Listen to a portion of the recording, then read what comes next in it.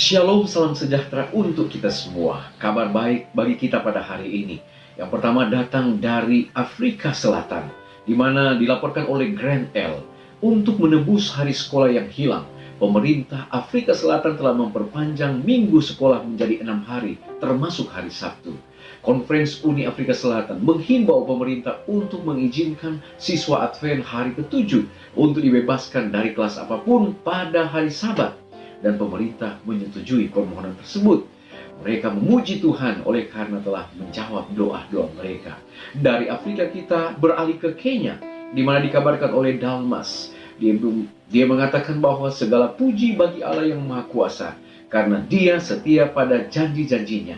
Saya bekerja sebagai penginjil literatur di Kenya, dan dia telah mengalami berkat Tuhan selama pandemi COVID-19 ini. Dia telah mengalami kenaikan penjualan pada bulan Maret, dan trennya tetap stabil dari bulan ke bulan selanjutnya. Kabar baik selanjutnya dari Amanda. Dia katakan, saya telah berkomunikasi dengan tentara Amerika Serikat di zona perang.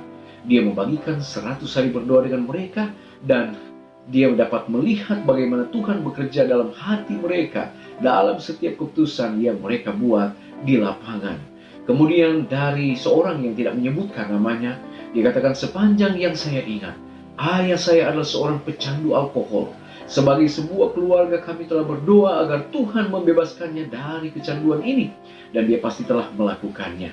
Ayah saya berpartisipasi dalam pertemuan 100 hari berdoa. Bahkan dia antusias untuk memimpin pertemuan-pertemuan doa. Kami menerima laporan dari orang-orang muda yang berpartisipasi di dalam doa di seluruh dunia. Dan puji Tuhan, oleh karena Roh bekerja bagi mereka termasuk ayah saya.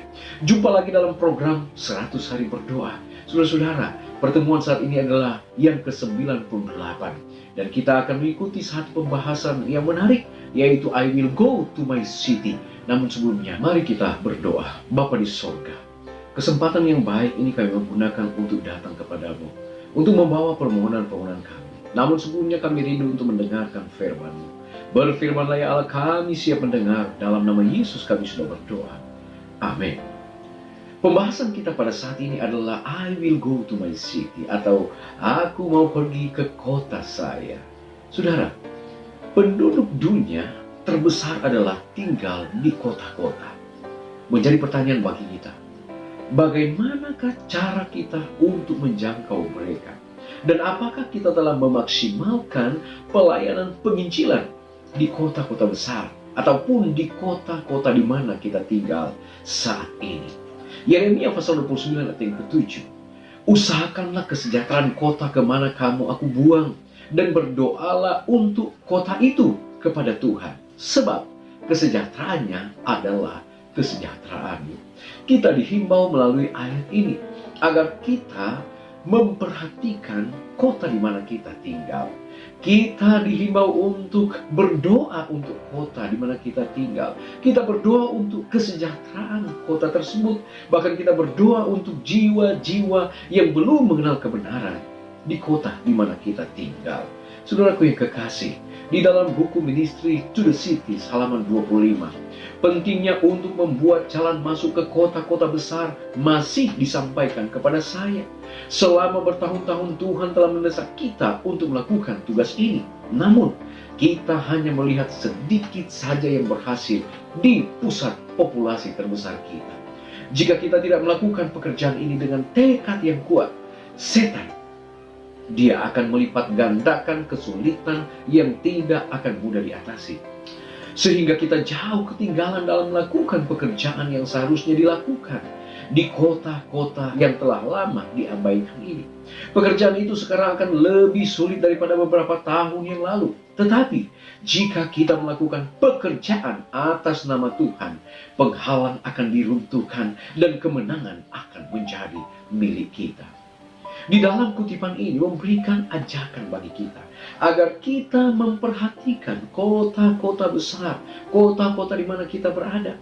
Oleh karena Tuhan merindukan di tempat-tempat populasi yang banyak orang tinggal, pekabaran dikumandangkan. Kita harus melipat gandakan usaha kita untuk menjangkau jiwa-jiwa yang tinggal di kota-kota besar. Mengapa?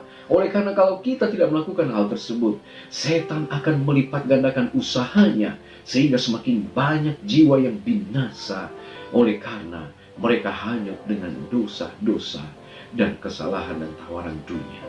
Saudaraku yang kekasih dalam Tuhan kita Yesus Kristus, sementara kita berada di dunia ini, kita harus menyadari bahwa begitu banyak orang yang saat ini terlantar, terabaikan, yang tidak terjangkau dengan penginjilan kita, lebih khusus di kota-kota besar.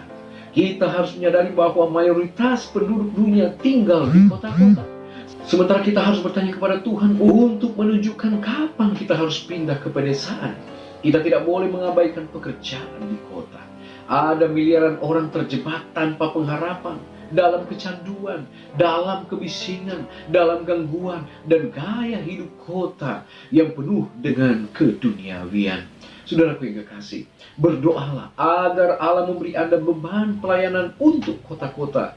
Mungkin Dia memanggil Anda untuk memulai pusat pengaruh, sebuah usaha yang berorientasi pada pelayanan untuk menjangkau jiwa-jiwa yang hilang di kota-kota di seluruh dunia. Atau mungkin Dia memanggil Anda dan gereja Anda untuk melakukan penjangkauan menyeluruh melalui berbagai pelayanan kepada orang-orang di kota di mana kita berada. Saudaraku yang kekasih, mengapa tidak meminta kepada Allah untuk menunjukkan kepada Anda pelayanan yang terbaik untuk orang-orang yang tinggal di kota di sekitar kita? Menjadi tantangan bagi kita saat ini.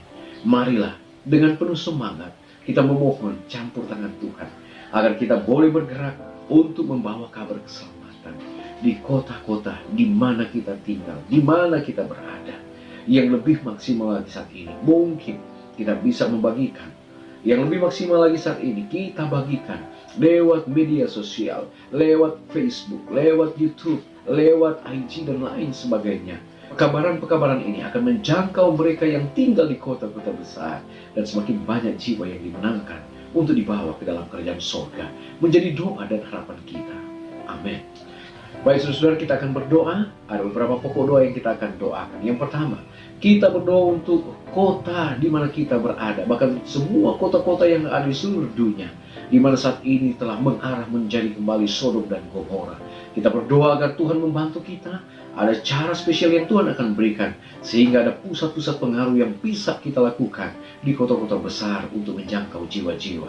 Kita berdoa juga untuk toko makanan kesehatan di Latvia yang dibuka oleh seorang insinyur milenial yang berhenti dari pekerjaannya, dan dia bekerja penuh waktu. Dia membuat satu usaha, yaitu penginjilan bisnis. Kita berdoa untuk Vibrant Life Medical dan Wellness Clinic di India yang menawarkan perawatan alami untuk penyakit kronis seperti hipertensi, obesitas, dan diabetes. Kita minta doa, kita memohon kepada Tuhan agar lewat institusi ini banyak jiwa yang boleh dimenangkan. Baik saudara, mari kita datang kepada Tuhan, kita satu dalam doa. Bapa di sorga, terima kasih Tuhan, waktu yang indah Engkau berikan bagi kami. Saat dimana kami boleh mengambil waktu sejenak untuk mengikuti program 100 hari berdoa. Terima kasih Bapa oleh karena jawaban-jawaban doa yang Tuhan berikan. Bahkan saat ini, saat mana kami boleh kembali dikuatkan oleh firman Tuhan, kami diajak untuk boleh menginjil mereka yang tinggal di kota-kota besar. Terima kasih Bapa, saat mana pandemi COVID-19 ini menjadi wabah di seluruh dunia. Penginjilan-penginjilan secara online terjadi di mana-mana. Dan itu pun menjangkau jiwa-jiwa yang tinggal di kota-kota besar. Dan banyak yang dilaporkan mereka telah bertobat menjadi pengikut Tuhan. Bapa di surga, kami mau berdoa biarlah Tuhan akan menolong kami, agar kami boleh membangun pusat-pusat pengaruh di kota-kota di mana kami tinggal. Sehingga kami boleh membawakan Kristus kepada banyak orang, lebih khusus yang tinggal di kota-kota besar. Bapa di surga, kami mau berdoa saat ini untuk sebuah toko makanan kesehatan yang berada di Latvia, yang dibangun oleh seorang pemuda. Dia telah bekerja penuh di toko makanan kesehatan ini. Biar Engkau bantu ya Tuhan. Lewat toko makanan ini, banyak jiwa juga yang datang ke sana. Dan lewat toko ini, ada begitu banyak buku-buku dibagikan, pengaruh-pengaruh rohani dilakukan, sehingga jiwa-jiwa juga dimenangkan. Kami juga mau berdoa Tuhan saat ini, Vibrant Life Medical dan juga wellness klinik yang berada di India. Mari Kau bantu ya Tuhan. Lewat klinik ini diadakan upaya untuk mengadakan pengobatan dengan cara alami, di mana lewat klinik ini ya Tuhan diadakan pengobatan secara alami yang tentunya penyakit-penyakit yang membahayakan kehidupan manusia, lebih khusus untuk hipertensi, diabetes dan kolesterol dan lain sebagainya. Tuhan bantu kiranya klinik ini akan terus berjalan dengan baik untuk menjadi pengaruh yang baik, dan lewat klinik ini juga nama Yesus boleh diperkenalkan, jiwa-jiwa boleh dimenangkan. Terima kasih Bapa. Kami terus berdoa Bapa, kiranya Kau berkati mereka yang saat ini berjuang, bergumul untuk terlepas dari virus corona. Tuhan tolong berkati mereka yang sudah terpapar dengan virus ini. Pemulihan dan kesembuhan Tuhan berikan. Biarlah kami akan selalu melihat sisi positif dari virus ini. Kami boleh melihat akan satu kebangunan rohani. Kami boleh lebih dekat dengan Tuhan. Penginjilan boleh tersebar di mana-mana lewat media online. Dan Tuhan segera datang untuk menjemput kami, membawa ke dalam kerajaan surga. Terima kasih oleh karena Engkau sudah mendengar doa kami. Kami bawa doa ini hanya di dalam nama Yesus, yang menjadi Tuhan dan Juru Selamat kami. Amin. Baik saudara-saudara, pertemuan kita saat ini telah selesai. Kita akan jumpa lagi pada besok hari. Tinggal 2 pertemuan untuk menyelesaikan program 100 hari berdoa. Mari terus berdoa, kita tidak berdoa sendirian. Amin.